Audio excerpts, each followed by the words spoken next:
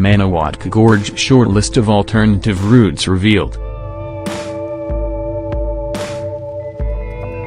Manawatū Gorge short list of alternative routes revealed. People inspect the final 4 options at an information session in Palmerston North.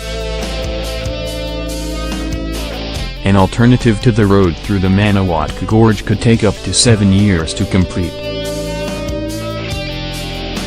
On Wednesday, the NZ Transport Agency revealed the 4 front-runners from the list of 13 possible alternative routes released last month. The 4 shortlisted routes are an upgrade to the existing Saddle Road, a new road north of the Saddle Road, a new road south of the Saddle Road and a new road south of the Manawatū Gorge. All 4 options will be quicker than the old Manawatū Gorge route, but none would be completed in fewer than 5 years. The chosen routes are expected to cost between $300 million and $550 million to build and will take between 5 and 7 years to complete. State Highway 3 through the gorge has been closed since April when several slips fell and blocked the road. In July, the highway, the main link between Manawatū and Hawke's Bay, was closed indefinitely after the hillside was deemed too unstable. A big slip came down in the Manawatū Gorge in 2011. The cheapest shortlisted option is the 13.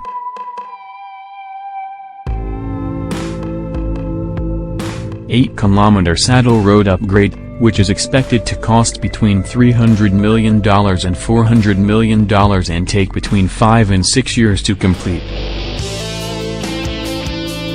The longest of the 4 shortlisted options, a 19.2 kilometers route south of the gorge, is the most expensive and would take 6 to 7 years to complete at a cost of $450 and 550 meters.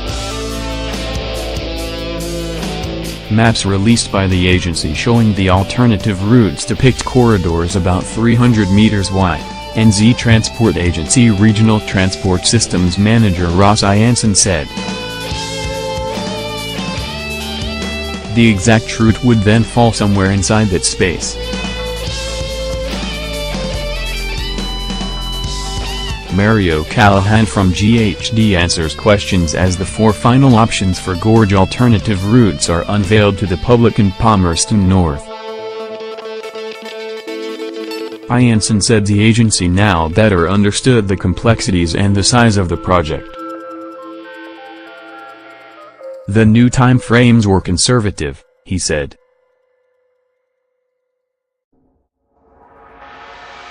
A top preferred option would be chosen by December.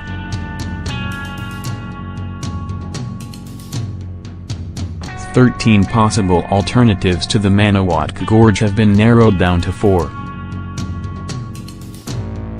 All options through the gorge had been ruled out.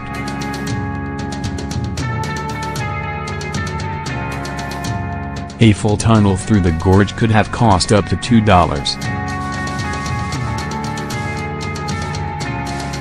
$2 billion and a viaduct could have cost up to $1. No matter what we do in the gorge, it will not be resilient. NZ Transport Agency Regional Transport Systems Manager Ross Jansen. The agency was monitoring the gorge and if the hillside stopped moving, it would consider opening it again, Jansen said. The agency doesn't have a record of how many slips have come down since the gorge closed, but spokesman Andrew Naxit said about 27,000 cubic meters of material had fallen since April 24.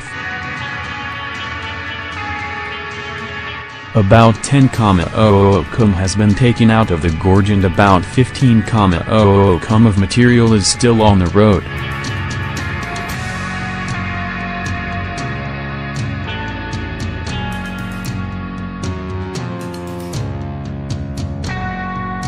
If the Saddle Road upgrade is the final route chosen, it may be closed off at times, meaning motorists would have to take the Manawatū track, south of the gorge.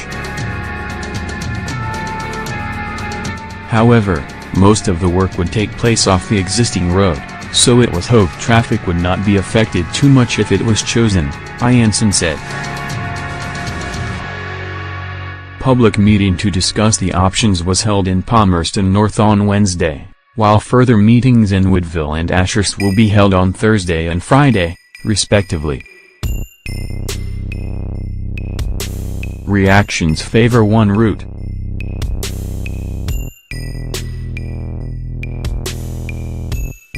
Visitor reactions at the public presentation lean strongly in favor of doing the job right, no matter the cost or time taken, to ensure a road that would meet needs for the long term and be fail-safe.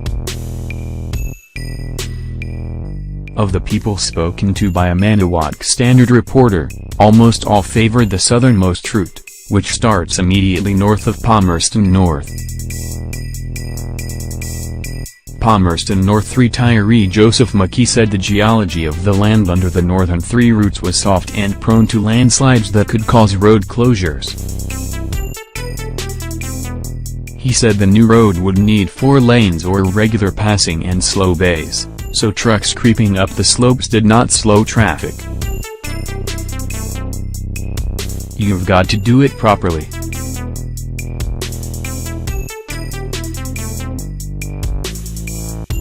It's got to last.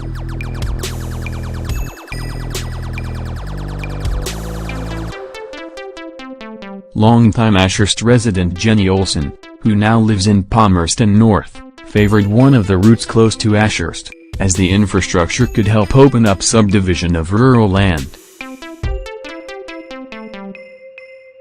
However, she wanted to protect the quiet village character of Ashurst from traffic.